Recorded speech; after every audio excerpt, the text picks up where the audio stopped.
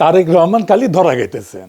তারেক রহমান যদি নিজে নিজে বুঝে কথা বলে তাহলে নিজের বেকুবিতে ধরা গেতেছেন, আর যদি উনি কারো বুদ্ধি শূন্য কথা বলেন তাহলে উনারা গাড্ডায় ফেলতেছে তার আশেপাশের লোকেরা। আগের বার খালেদা জিয়ার শাসন আমলে যা হয়েছিল, আশেপাশের লোকেরা গাড্ডায় ফেলছিল, এবার তাই হইতেছে। নিতান্তই স্বল্প বুদ্ধির বেকুবেরা উনারা ধূর পটাইতেছে। যাই হোক, আলাপে আসি। আগে একটা ভিডিও দেখে আলাপ আসি, ওই ভিডিও নিয়েই আলাপ। আসেন দেখেন। বর্জ্য ব্যবস্থাপনা নিয়ে বিএনপি কোনো প্ল্যান আছে কিনা এই বিষয়ে আমি জানতে চাচ্ছি। ঢাকায় কম বেশি প্রতিদিন 7,000 টন আবর্জনা জমা হয়, 7,000 টন। এর মধ্যে আমরা বিদেশি কিছু কোম্পানির সাথে কথা বলেছি, প্রাইমারি আলোচনা করেছি আমরা। তারা মোটামুটি ভাবে এক্সপার্ট, সেটা হচ্ছে যে ময়লা থেকে তারা বিদ্যুৎ তৈরি করে। আমরা তাদেরকে দিয়ে বলানোর চেষ্টা করছি, তাদের সাথে কথা বলছি আমরা প্রাইমারি লেভেলে, আমরা আমাদের লেভেলে কথা বলেছি তাদের সাথে যে তোমরা ময়লা থেকে বিদ্যুৎটা কিভাবে করবে এবং তোমরা ময়লাটা নিজেটা কালেকশন করবে কিনা, অথবা কিভাবে কালেকশন করে নিয়ে এসে ময়লাটা, অর্থাৎ এই জন্য বললাম যে এখন যে ভাবে বিদ্যুৎটা উৎপাদিত হচ্ছে, আপনাকে আইদার ন্যাচারাল রিসোর্স গ্যাস ব্যবহার করতে হচ্ছে, গ্যাসটা এখানে আপনার ব্যবহার হয়ে যাচ্ছে, অথবা আপনাকে কোল ইম্পোর্ট করতে হচ্ছে, অথবা ফার্নেস অয়েল ইম্পোর্ট করতে হচ্ছে। তো যেই দুটো আপনাকে ইম্পোর্ট করতে হচ্ছে, গ্যাস হয়তো আমাদের নিজেদের এখনো আছে গ্যাস, সেটা আমরা ব্যবহার করছি, কিন্তু কোল বা ফার্নেস অয়েল এটা তো ডলার দিয়ে ইম্পোর্ট করছে। কিন্তু আমরা যদি ময়লা থেকে আমাদের যে আবর্জনা সারা দেশে, এটাকে যদি একটা সিস্টেমের পরিকল্পনার মধ্যে নিয়ে আসি এবং এটার থেকে যদি আমরা বিদ্যুৎটা উৎপাদন করতে পারি, তাহলে এটার বিদ্যুৎ উৎপাদনের র মেটেরিয়ালটা কি হচ্ছে? ময়লা, আবর্জনা। এবং এই আবর্জনাটা যেই কোম্পানিগুলা কিনে নিবে তারা তো টাকা দিয়ে কিনছে, ডলার দিয়ে কিনছে না। সো দ্যাট আমরা ওইখানে কিছু হলে আমাদের ডলার আমরা সেভ করতে, বৈদেশিক মুদ্রা আমরা সেভ করতে পারি। আমরা এইভাবে বিষয়টি পরিকল্পনা করছি। দেখেছেন, একজন তরুণ প্রশ্ন করিচ্ছে বর্জ্য ব্যবস্থাপনায় বিএনপির পরিকল্পনা কি? আচ্ছা আচ্ছা, বলেন তো, এটা একটা তরুণের জন্য স্বাভাবিক প্রশ্ন। আর যেই মানুষটা দেশের প্রাইম মিনিস্টার হওয়ার রেসে আছে, তারে করার মতো প্রশ্ন এটা। একজন তরুণ জিজ্ঞেস করবে তার জীবনের সংকট, সম্ভাবনা, স্বপ্ন নিয়ে। তরুণদের নেতৃত্ব নিয়ে আসার কি পরিকল্পনা আছে? ওদের চাকরি, ক্যারিয়ার কি হবে? বিদেশে এক্সচেঞ্জ প্রোগ্রামে যাইতে পারবে কিনা লেখাপড়ার জন্য, স্কলারশিপ পাবে কিনা, তরুণ উদ্যোক্তাদের নিয়ে কি পরিকল্পনা, আমাদের ট্রেনিং দিবেন কিনা। আর ওই বয়সে তো সে প্রেম করবে, গান গাইবে, ঘুরবে, বেড়াবে, সাঁতরায় পদ্মা পার হবে, সারা রাত আড্ডা দেবে, বৃষ্টির মধ্যে প্রেমিকার হাত ধরে ঘুরবে, ব্যাঞ্জো জাম্পিং করবে, দুনিয়া উল্টে দেওয়ার স্বপ্ন দেখবে। তা না বর্জ্য ব্যবস্থাপনা। ওর মাথাত বর্জ্য ঢুকিছে। হ্যাঁ, এটা শিখে দিছে বিএনপির কেউ, আমি শিওর। আর তারেক রহমানকে বলছে যে এটার উত্তর দিবেন, মানে দেখাবি তারেক রহমান কত জানে। দেখিছো ঢাকাত নিত্যদিন কত হাজার টন বর্জ্য উৎপাদিত হয়, সেটাও লিডারের মাথাত আছে। এটা একটা বানানো স্টেজড প্রশ্ন আর উত্তর। আপনারা আবার এইবার এখন শোনেন, শুনলে বুঝবেন যে এইটা বানানো একটা স্টেজড একটা প্রশ্ন এবং উত্তর। শোনেন। বর্জ্য ব্যবস্থাপনা নিয়ে বিএনপি কোনো প্ল্যান আছে কিনা এই বিষয়ে আমি জানতে চাচ্ছি। ঢাকায় কম বেশি প্রতিদিন 7,000 টন আবর্জনা জমা হয়, 7,000 টন। এর মধ্যে আমরা বিদেশি কিছু কোম্পানির সাথে কথা বলেছি, প্রাইমারি আলোচনা করেছি আমরা। তারা মোটামুটি ভাবে এক্সপার্ট, সেটা হচ্ছে যে ময়লা থেকে তারা বিদ্যুৎ তৈরি করে। আমরা তাদেরকে দিয়ে বলানোর চেষ্টা করছি, তাদের সাথে কথা বলছি আমরা প্রাইমারি লেভেলে, আমরা আমাদের লেভেলে কথা বলেছি তাদের সাথে যে তোমরা ময়লা থেকে বিদ্যুৎটা কিভাবে করবে এবং তোমরা ময়লাটা নিজেটা কালেকশন করবে কিনা, অথবা কিভাবে কালেকশন করে নিয়ে এসে ময়লাটা, অর্থাৎ এই জন্য বললাম যে এখন যে ভাবে বিদ্যুৎটা উৎপাদিত হচ্ছে, আপনাকে আইদার ন্যাচারাল রিসোর্স গ্যাস ব্যবহার করতে হচ্ছে, গ্যাসটা এখানে আপনার ব্যবহার হয়ে যাচ্ছে, অথবা আপনাকে কোল ইম্পোর্ট করতে হচ্ছে, অথবা ফার্নেস অয়েল ইম্পোর্ট করতে হচ্ছে। তো যেই দুটো আপনাকে ইম্পোর্ট করতে হচ্ছে, গ্যাস হয়তো আমাদের নিজেদের এখনো আছে গ্যাস, সেটা আমরা ব্যবহার করছি, কিন্তু কোল বা ফার্নেস অয়েল এটা তো ডলার দিয়ে ইম্পোর্ট করছে। কিন্তু আমরা যদি ময়লা থেকে আমাদের যে আবর্জনা সারা দেশে, এটাকে যদি একটা সিস্টেমের পরিকল্পনার মধ্যে নিয়ে আসি এবং এটার থেকে যদি আমরা বিদ্যুৎটা উৎপাদন করতে পারি, তাহলে এটার বিদ্যুৎ উৎপাদনের র মেটেরিয়ালটা কি হচ্ছে? ময়লা, আবর্জনা। এবং এই আবর্জনাটা যেই কোম্পানিগুলা কিনে নিবে তারা তো টাকা দিয়ে কিনছে, ডলার দিয়ে কিনছে না। সো দ্যাট আমরা ওইখানে কিছু হলে আমাদের ডলার আমরা সেভ করতে, বৈদেশিক মুদ্রা আমরা সেভ করতে পারি। আমরা এইভাবে বিষয়টি পরিকল্পনা করছি। বুঝবার পারছেন তো, এখানে তিনটা গুরুতর সমস্যা আছে তারেক রহমানের। হ্যাঁ, তারেক রহমানের, আমার ক্ষুদ্র ভ্রাতার ভগ্নীরা কবে, দাদা আপনি তো তারেক রহমানের সবকিছুই ধরিচ্ছেন, না ধরে উপায় কি? আওয়ামী লীগকে ফেরাবে, ইন্ডিয়ার সাথে সিস্টেম হয়ে গেছে বিএনপির, আমরা তো বসে থাকতে পারি না। যাই হোক, আসেন একে একে দেখি কি কি ঝামেলা করেছে তারেক রহমান নিজেই। প্রথম ঝামেলা, তারেক রহমানের স্টেটসম্যান বা রাষ্ট্রনায়ক হচ্ছে তো দক্ষতা দেখাতে পারতেছেন না, এখানেও পারেন নাই। উনি মাইক্রো ম্যানেজমেন্ট করতেছেন, মানে বর্জ্য ব্যবস্থাপনা কি হবে সেটা নিয়ে ইনভলভ হইতেছেন। এটা তো রাষ্ট্রনায়কের ইনভলভ হওয়ার জায়গা না, এটা রাষ্ট্রনায়কের কাজই না। ডেটা রাষ্ট্রনায়ক মাথায় রাখে না, তথ্য রাষ্ট্রনায়ক মাথায় রাখে না। ঢাকায় প্রত্যেকদিন কত বর্জ্য উৎপাদন হয় সে ডেটা তো অবশ্যই একজন রাষ্ট্রনায়ক রাখবে না। 2 নম্বর হচ্ছে এই কাজটাও যে করতেছে, এই কাজটা যদি দক্ষতার সাথে করতেন উনি, তাহলে কথা ছিল যে না উনি বুঝেন ব্যাপারটা, বুঝে কথা বলছেন, পরিকল্পনাটা সলিড আছে। তা তো না, উনি বুঝেছেন আদা, ভুল বুঝতেছেন পুরাটা। আর এই কাজটা উনি করতেই পারবেন না, একেবারেই পারবেন না। বুঝায় বলি আসেন, উনি যে একেবারে বুঝেননি ব্যাপারটা, এটা আসেন আমরা বুঝে দেখি। বর্জ্য দিয়ে বিদ্যুৎ উৎপাদন করে যে পশ্চিমা দুনিয়া, বর্জ্যকে কাঁচামাল ধরে নিয়ে না, মানে এটা বর্জ্য ব্যবস্থাপনার একটা পার্ট।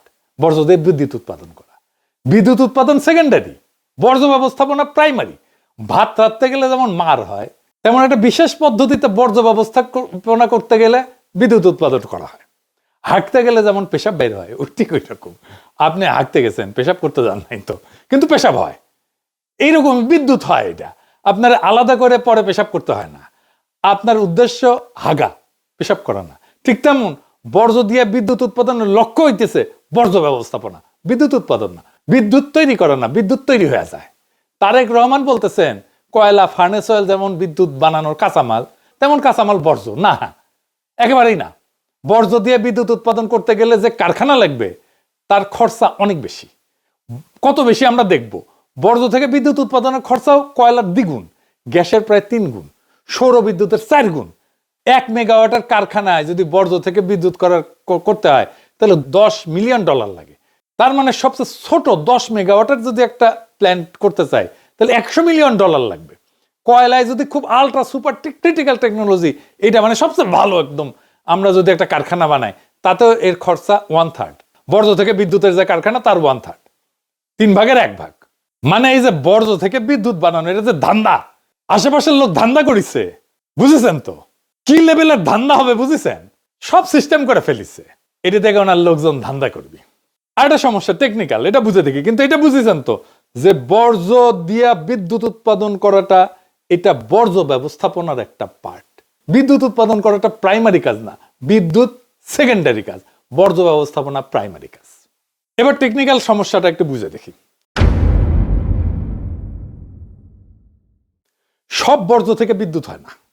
মানে বর্জ্য মানে কি কি, আমরা বর্জ্যের তালিকা একটু পরে দেখবো, আগে জেনে নেওয়া দরকার। বর্জ্য থেকে 2 রকম কারখানা করা যায় বিদ্যুৎ উৎপাদনে। 2 ধরনের বর্জ্য থেকে, যেগুলো পোড়ানো যায়, যেমন কাগজ, কার্ডবোর্ড ইত্যাদি। এগুলো পুরায় বাষ্প বানানো হয়, ওইটা দিয়ে টারবাইন ঘোরে, বিদ্যুৎ তৈরি হয়। আরেকটা হইতেছে জৈব বর্জ্য, যেমন যে খাবার রান্নাঘর থেকে যেগুলো আসে, এগুলো দিয়ে বায়োগ্যাস তৈরি করা হয়, আরেক ধরনের প্ল্যান্ট লাগে। তার মানে 2 ধরনের বিদ্যুৎ তৈরি করা যাবে 2 ধরনের কারখানা থেকে। যেমন ধরেন গৃহস্থালী বর্জ্য, সাধারণ মানুষের দৈনন্দিন জীবনে উৎপন্ন বর্জ্য, হাগামোতা ইত্যাদি ইত্যাদি। খাবারের উচ্ছিষ্ট, ভাত, ডাল, সবজি, মাছ, ফল ইত্যাদি। রান্নাঘরের বর্জ্য, এই যে সবজি তরকারি কাটছে এগুলো। কাগজ, কার্ডবোর্ড, প্লাস্টিক, পলিথিন, বোতল, কাপড়, পুরানো জামা, কাঁচ, বোতল, গ্লাস, তারপর ক্যান, টিন, ছাই, ধুলা, এগুলা বর্জ্য, গৃহস্থালী বর্জ্য। এগুলো জৈব অংশ দিয়া বায়োগ্যাস করা যায়। জৈব বর্জ্য যেগুলো, মানে যেগুলো পচনশীল, খাবারের উচ্ছিষ্ট, খাবারের বর্জ্য, সবজি, ফল, তারপরে মলমূত্র, কৃষির উচ্ছিষ্ট, খড়, গাছের পাতা ইত্যাদি ইত্যাদি। এইটা বিদ্যুৎ উৎপাদনের সবচেয়ে উপযোগী, এটা দিয়ে বায়োগ্যাস তৈরি করা হয়, তারপরে ওইটা দিয়ে বিদ্যুৎ উৎপাদন। তারপরে ধরেন কাগজ, প্লাস্টিক বর্জ্য, পেট বোতল, কার্ডবোর্ড, প্যাকেট, এই সমস্ত একটা প্রসেসের মধ্যে দিয়ে দহনযোগ্য করে নেওয়া হয়, তারপরে এগুলো পোড়াইতে হয়, পোড়ায় বাষ্প তৈরি করা হয়, ওইটা দিয়ে টারবাইন ঘোরে, বিদ্যুৎ তৈরি হয়। কাগজজাত বর্জ্য ধরেন খবরের কাগজ, কার্টুন, প্যাকেজিং বাক্স ইত্যাদি ইত্যাদি। এগুলোকে ফার্নেসের মধ্যে দিলেই কালে হবে না, এগুলোকে দহনযোগ্য করে নিতে হবে, শুকায় নিতে হয়, এটার মধ্যে যেন পানি টানি না থাকে, বুঝেছাও? আবার অনেক বর্জ্য আছে কিন্তু যেগুলো কোনোভাবে এটা দিয়ে কোনো কিছু করা যাবে না। যেমন ধরেন কনস্ট্রাকশনের যে বর্জ্য, ইট, বালু, সিমেন্ট, কংক্রিট, টাইলস, এই সমস্ত ভাঙা চোরা, এগুলো দিয়ে বিদ্যুৎ উৎপাদন করা যায় না। শিল্পের বর্জ্য আছে, ইন্ডাস্ট্রিয়াল ওয়েস্ট, কারখানা থেকে উৎপন্ন রাসায়নিক বর্জ্য, যেগুলো নদীতে ফেলে আর কি, দেখেছেন না, তেল, গ্রিজ, ধাতব স্ক্র্যাপ, এই সমস্ত, এগুলো বর্জ্য দিয়ে তো বিদ্যুৎ উৎপাদন করা যাবে না। তারপরে ধরেন একটা ইম্পর্টেন্ট বর্জ্য আছে যেটা পচনশীল, কিন্তু এটা আপনি কিছুই করতে পারবেন না, এটা হচ্ছে চিকিৎসা বর্জ্য, ক্লিনিক্যাল ওয়েস্ট। এটা সবচেয়ে ঝুঁকিপূর্ণ। ব্যবহৃত সিরিঞ্জ আছে, রক্তমাখা ব্যান্ডেজ, প্যাথোলজির বর্জ্য, রক্ত মলমূত্র কপ, ডায়াগনস্টিক সেন্টার থেকে যে সমস্ত জিনিস বাড়ায়, এক্সে ফিল্ম, এগুলোর প্যাকেট ট্যাকেট ইত্যাদি, মেয়াদ উত্তীর্ণ ওষুধ, এগুলো তো কিছুই করা যাবে না, এগুলো একদম পুড়ায় ফেলতে হয় আলাদা করে। ইলেকট্রনিক বর্জ্য আছে, যেমন ধরেন আপনার মোবাইল ফোন নষ্ট হয়ে গেছে, কম্পিউটার, টিভি, ব্যাটারি, এগুলো বর্জ্য দিয়ে তো বিদ্যুৎ উৎপাদন করা যায় না। তো আমাদের গৃহস্থালী বর্জ্য দিয়েও যদি আমরা বিদ্যুৎ উৎপাদন করতে যাই, তাহলে তো আমাদের আলাদা করতে হবে। তারপরে যাবে কাঁচামাল হিসাবে, মানে জৈব বর্জ্যগুলো একদিকে যাবে, কাগজ টাগজগুলো আরেক দিকে যাবে, কাঁচ আরেক দিকে যাবে, আমরা তো সবগুলো একসাথে করে ফেলি, তাই না? তো এই সেগ্রিগেশন হয় কোথায়? উৎসে, যেখানে তৈরি হয়, মানে ঘরের মধ্যে, বাসার মধ্যে। আমাদের বাসা তো ইউরোপে আপনি চাইলে এই সবকিছু একটার মধ্যে ভরে নিয়ে ডাস্টবিনে ফেলে দিতে পারবেন না, আলাদা 3 ধরনের ডাস্টবিন আছে আপনার এখানে। 3 ধরনের বর্জ্য 3 ধরনের ডাস্টবিনে আপনি ঘরের মধ্যেই ফেলবেন, আলাদা করবেন, তারপরে যে 3 ধরনের ডাস্টবিনে ফেলবেন। এইটা হচ্ছে সেগ্রিগেশন। এইটা করতে পারলে তখন ওইখান থেকে নিয়ে যে আপনি বায়োগ্যাস বানান, আপনি পুরান, যাই করেন সেটা করেন। এই শিক্ষাটা কমিউনিটিতে থাকতে হবে, এই শিক্ষাটা কমিউনিটিতে শেখাইতে হবে, সময় লাগে। এই সিস্টেম ইমপ্লিমেন্ট করতে কত টাইম লাগবে ভাবেন তো। এখন আপনি বর্জ্য আলাদা করবেন উৎসে। যাই হোক, ফাইনালি বড় সমস্যা যেটা করেছে সেটা আসি, এটার সাথে সার্বভৌমত্বের প্রশ্ন যুক্ত। আমি কালে ওনার বক্তব্য বারবার শুনেছি, উনি বলছেন আমরা বিদেশি কিছু কোম্পানির সাথে কথা বলছি, প্রাইমারি লেভেলে আলাপ করছি, তাদের দিয়ে কাজ করানোর চেষ্টা করছি, আমরা এইভাবে বিষয়টা পরিকল্পনা করছি। আর একবার শোনেন, ঢাকায় কম বেশি প্রতিদিন 7,000 টন আবর্জনা জমা হয়, 7,000 টন। এর মধ্যে আমরা বিদেশি কিছু কোম্পানির সাথে কথা বলেছি, প্রাইমারি আলোচনা করেছি আমরা। তারা মোটামুটি ভাবে এক্সপার্ট, সেটা হচ্ছে যে ময়লা থেকে তারা বিদ্যুৎ তৈরি করে।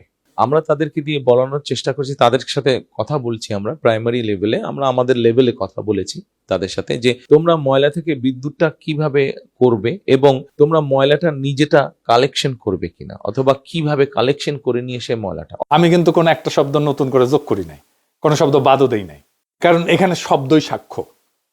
প্রশ্নটা খুবই সাধারণ। তারেক রহমান আপনার এই জিজ্ঞেস করতেছে, আপনি কি নির্বাচিত? আপনি কি সোভারেন স্টেট? আপনি কি সার্বভৌম রাষ্ট্রকে প্রতিনিধিত্ব করেন? আপনি শপথ নিছেন? আপনাকে কি সংবিধানে অধিকার দিছে রাষ্ট্রের হয়ে বিদেশি প্রতিষ্ঠানের সাথে রাষ্ট্রীয় প্রকল্প নিয়ে কথা বলার ক্ষমতা দিছে? এর উত্তর না। তাহলে প্রশ্ন, কোন পরিচয়ে আপনি আলাপটা করলেন, আর কোন বৈধতায় সেটা জনসভায় ঘোষণা করলেন? এটা তো কোনো ব্যবসায়িক আলাপ না। বিদেশি প্রতিষ্ঠানের সাথে রাষ্ট্রীয় প্রকল্প নিয়ে কথা বলা মানে ডিপ্লোমেসি, কূটনীতি। ডিপ্লোমেসি কার কাজ? রাষ্ট্রের। ডিপ্লোমেসি করে নির্বাচিত সরকার সাংবিধানিকভাবে দায়িত্বপ্রাপ্ত হইয়া। আপনি ক্ষমতা প্রার্থী, ক্ষমতার অ্যাসপিরেন্ট, এরা এই ডিপ্লোমেসি করে না। কারণ বিদেশি প্রতিষ্ঠান তো এই কথাবার্তা শুনবে কিভাবে? শুনে মনে করবে যে এই ব্যক্তি রাষ্ট্রের হয়ে কথা বলতেছে। এটা বিপদ। এখানে আর দল নাই, ব্যক্তি নাই, এখানে শুরু হয় ইমপারসোনেশন, মানে রাষ্ট্র সেজে অভিনয় করা। আপনি রাষ্ট্র সেজে অভিনয় করছেন বিদেশি প্রতিষ্ঠানের সাথে। আপনি যদি বলতেন আমি ভাবতেছি বা আমি করতে চাই, এটা আমার ভীষণ, তা কিন্তু বলেন না। উনি বলছেন কথা বলছি, আলোচনা করছি, পরিকল্পনা করছি। উনি আলোচনা করে ফেলছেন অলরেডি, তাদের দিয়ে করানোর চেষ্টা করছি, এই কথা বলছে। এই ভাষা ভবিষ্যতের না, এই ভাষা এমন যে মনে হইতেছে উনি রাষ্ট্রের হয়ে কাজ করতেছেন, চলমান রাষ্ট্রের কার্যকলাপের ভাষা। মানে উনি ডিফেক্টো প্রাইম মিনিস্টার হয়ে গেছেন, বাস্তবে কার্যকর রাষ্ট্রীয় আচরণ করতেছেন উনি। কিন্তু ওনার আইনগত ক্ষমতাই নাই, আইনে ওনার হাতে ক্ষমতা আসেনি, কিন্তু আচরণে ওনার ক্ষমতা চালু হয়ে গেছে। এই ফাঁকটার নাম শ্যাডো স্টেট ক্রাফট, ছায়া রাষ্ট্র চর্চা, রাষ্ট্রবিজ্ঞানের ভাষায়। আইনগত ক্ষমতা ছাড়া ক্ষমতার বাস্তব প্রয়োগ, আপনি এটাই করতেছেন। আর এইটার রাস্তা খুলে দিয়েছে প্রফেসর ইউনূস। এই আর্মি টার্মি এইরকম প্রোটেকশন দিয়ে, রাষ্ট্রীয় প্রোটোকল দিয়ে ওনারা এই কাজটা করে দিয়েছে। এই প্রশ্ন তো শুধু আইনগত না, এটা গণতান্ত্রিক। এই কথাবার্তা কারা জানলো? কিছু বিদেশি কোম্পানি যাদেরকে পছন্দ করে বা যাদের সাথে তার লোকদের, বিএনপির লোকদের ঘুটু আছে, তারা জানলো ভবিষ্যতে কোথায় ধান্দা করা যাবে। কিন্তু সংসদ জানলো না, নাগরিক জানলো না, ব্যুরোক্রেসি জানলো না, রাষ্ট্রের ইনস্টিটিউট জানলো না। এটা তো পরিকল্পনা মন্ত্রণালয় ছাড় দিবে না, দিবে না তো। পরিবেশ মন্ত্রণালয় ছাড় দিবে না তো। এগুলো সব চাল লাগবে। অর্থ মন্ত্রণালয় ছাড় দিবে না। কারণ আপনি বেশি খরচা কইরা বিদ্যুৎ বানাইতেছেন, এটা তো এফিসিয়েন্ট না। অর্থ মন্ত্রণালয় কেন ছাড় দেবে? টাকা দেবে কেন? বাংলাদেশের নাগরিক তার ট্যাক্সের পয়সা কেন দেবে? আমাকে বুঝান। 3 গুণ বেশি দাম দিয়ে বিদ্যুৎ বানানোর জন্য বাংলাদেশের মানুষ তার ট্যাক্সের পয়সা কেন দেবে? আপনার দলের লোককে ধান্দা করার জন্য? সংসদীয় কমিটি থাকবে না, ওখানে বিরোধী দলের লোক থাকবে না, ওটা ক্যাক করে ধরবে। আর আপনি বিদেশি প্রতিষ্ঠানের সাথে আলাপ করা শুরু করে দিচ্ছেন। বাহ, এখন কইতে পারেন এটা তো ভালো উদ্দেশ্যে করা হয়েছে। গণতন্ত্র উদ্দেশ্য দিয়ে চলে না, গণতন্ত্র চলে সীমা দিয়ে, বৈধতা দিয়ে। ভালো উদ্দেশ্য দিয়ে রাষ্ট্রের সীমা ভাঙা যায় না, কর্তৃত্বের সীমা ভাঙা যায় না, নতুন কর্তৃত্ব তৈরি করা যায় না। কর্তৃত্ব তৈরি হবে, শপথ করেন, জিতে আসেন, যদি জিতে আসতে পারেন তারপরে করেন। ইতিহাসে কোথাও কোথাও নির্বাচনের আগে এই ধরনের যোগাযোগ হয়েছে, আর ইতিহাসে সেই ঘটনাগুলোকে কি নাম দিছে জানেন? এগুলো অবৈধ, অনৈতিক, বিপজ্জনক, রাষ্ট্রীয় সীমা লঙ্ঘন। আজও সেগুলো পড়ানো হয় নেগেটিভ প্রেসিডেন্স হিসাবে বা নেতিবাচক দৃষ্টান্ত হিসাবে রাষ্ট্রবিজ্ঞানে। দক্ষিণ ভিয়েতনামের সরকারের সাথে নিক্সন নির্বাচিত হওয়ার আগে এরকম একটা আকাম করেছিল দক্ষিণ ভিয়েতনামে। প্যারিসে তখন ভিয়েতনামের সাথে আমেরিকার একটা পিস টক হচ্ছিল, শান্তি আলোচনা হচ্ছিল। মানে তখন তাইলে শান্তি আলোচনা করে আমেরিকান সোলজার এমনি এমনি চলে আসতো সম্মানজনকভাবে। এটাই ছিল অবজেক্টিভ। প্রেসিডেন্ট ছিল জনসন। প্রেসিডেন্ট জনসনের সঙ্গে দক্ষিণ ভিয়েতনামের আলাপ চলতেছে। তখন নিক্সন কিন্তু নির্বাচিত হয় নাই। সে দক্ষিণ ভিয়েতনামে কইছে যে পিস টক ভেঙে দাও, আমরা নির্বাচিত হয়ে আসলে আরো ভালো ডিল দিব তোমাদেরকে। পিস টক ভেঙে যায়। এর ফলেই কিন্তু আমেরিকার লজ্জাজনক পরাজয় হয় ভিয়েতনামে। এইটারে ইতিহাসে বলে প্রি ইলেকশন স্যাবোটাজ নিক্সন। এটা দিয়ে সার্চ দিয়ে দেখেন গুগলে। কিন্তু এই একটা জিনিস ইতিহাসে নাই, তারেক রহমান এটা ইতিহাসে নতুন করছে। নির্বাচনের আগে বিদেশি প্রতিষ্ঠানের সাথে রাষ্ট্রীয় প্রকল্প নিয়ে কথা বইলা সেটা প্রকাশ্য রাজনৈতিক বক্তৃতায় ঘোষণা করছে। তিনটা জিনিস একসাথে হয়েছে, প্রি ইলেকশন, ইলেকশনের আগে, ফরেন অ্যাক্টর, বিদেশি পক্ষ, পাবলিক ডিক্লারেশন, প্রকাশ্য ঘোষণা। এই তিনটার কম্বিনেশন গণতান্ত্রিক রাষ্ট্রে কখনো কোথাও ঘটে নাই, তারেক রহমান প্রথম করছে। আর এটা কোথাও ঘটে না, এটার কারণ খুবই পরিষ্কার। কারণ এটা করলে স্টেট পার্টির যে বাউন্ডারি, রাষ্ট্র এবং দলের যে সীমানা, এটা ভেঙে যায়। দল আর রাষ্ট্র আলাদা থাকে না। এখন আসি সবচেয়ে গভীর জায়গায়, রাষ্ট্র কি আসলে? রাষ্ট্র কোনো ব্যক্তির ভবিষ্যৎ স্বপ্ন না, রাষ্ট্র কোনো দলের আগাম সম্পত্তি না। রাষ্ট্র একটা প্রক্রিয়া, প্রসেস। রাষ্ট্র একটা ইনস্টিটিউশন। এই প্রক্রিয়ার ধাপ আছে। জনগণের ভোট প্রথমে, সাংবিধানিক দায়িত্ব তারপরে প্রাতিষ্ঠানিক সিদ্ধান্ত। তিনটা ধাপ আছে। এই তিনটার একটাও বাদ দিলে রাষ্ট্র থাকে না, থাকে ব্যক্তিগত শাসন। তারেক রহমান তার ব্যক্তির শাসন চাপাই দিতে চাইতেছে বাংলাদেশের উপরে। উনি ভোটের আগেই রাষ্ট্রের মতো কাজ করতে শুরু করছেন। তার মানে তারেক রহমান বলতেছে রাষ্ট্র জনগণের না, রাষ্ট্র আমার সম্ভাব্য সম্পত্তি। এটাই গণতন্ত্রের মৃত্যু। তারেক রহমানের হাত ধরে আসতেছে গণতন্ত্রের মৃত্যু। গণতন্ত্র মানে যা খুশি তাই করা না। গণতন্ত্র মানে কে কবে কথা বলবে, কোন পরিচয়ে বলবে, কোন সীমার মধ্যে বলবে, সেইটা ঠিক করা। তারেক রহমানের এই বক্তব্য প্রমাণ করছে তারেক রহমান তার সীমা লঙ্ঘন করছেন। রাষ্ট্রের মালিক জনগণ, সিদ্ধান্ত নিবে জনগণ। আপনি তারেক রহমান না, আপনি রাষ্ট্রের মালিক না, এটা আপনার জমিদারি না। আপনাদের কি মনে হয় তারেক রহমান রাষ্ট্রনায়ক হওয়ার উপযোগী? উনি রাষ্ট্র চালাইতে পারবেন? উনি রাষ্ট্র বুঝেন? উনি তৈরি হয়েছেন রাষ্ট্র চালানোর জন্য? বিচারের ভার আপনাদের উপরে দিলাম। 24-এর বর্ষা বিপ্লব নিয়ে ওনার কোনো আলাপ নাই, কোনো আলাপ নাই। হাসিনা নিয়ে কোনো আলাপ নাই, আওয়ামী লীগ নিয়ে কোনো আলাপ নাই, ফ্যাসিবাদ নিয়ে কোনো আলাপ নাই। তাহলে কেন তো মানুষ রক্ত দিল? সে আলাপ আছে? নাই। মানুষ অন্তরের কোন আগুনে জ্বলা প্রাণ দিতে দ্বিধা করেনি 24-এ, সেটা নিয়ে কোনো আত্ম অনুসন্ধান নাই বিএনপির। আমরা কি এইভাবে বর্ষা বিপ্লবের আকাঙ্ক্ষার কবর দিয়ে দেব? আমরা কি তারেক রহমানকে আর বিএনপিকে ক্ষমতায় আনার জন্য লড়াই করছিলাম? আমাদের বাচ্চারা অকাতরে প্রাণ দিছিল, রক্তে ভাসায় দিছিলাম। রক্তের দাগ কিন্তু এখনো শুকায় নাই। কিন্তু তারেক রহমানের বক্তৃতায় তার কোনো ছাপ নাই। আমরা ওই লড়াই করিনি তারেক রহমান আর বিএনপিকে ক্ষমতায় এনে বসাবো। আমরা তাদের হাতে রাষ্ট্রকে দেব না, কোনোভাবেই দেব না যারা জুলাইকে বিশ্বাস করে না। আমরা তাদের হাতে রাষ্ট্রকে দেব না, কোনোভাবেই দেব না যারা জুলাইকে ধারণ করে না, জুলাইয়ের চেতনাকে যারা ধারণ করে না। আর এই সিদ্ধান্ত নিতে হবে আগামী 12ই ফেব্রুয়ারিতে। আপনার স্বপ্ন, আপনার মর্যাদা, আপনার ভবিষ্যৎকে লুট হয়ে যাইতে দিয়েন না। খোদা তাআলা আমাদের এই নিয়তকে যেন কবুল করেন। ইনকিলাব জিন্দাবাদ।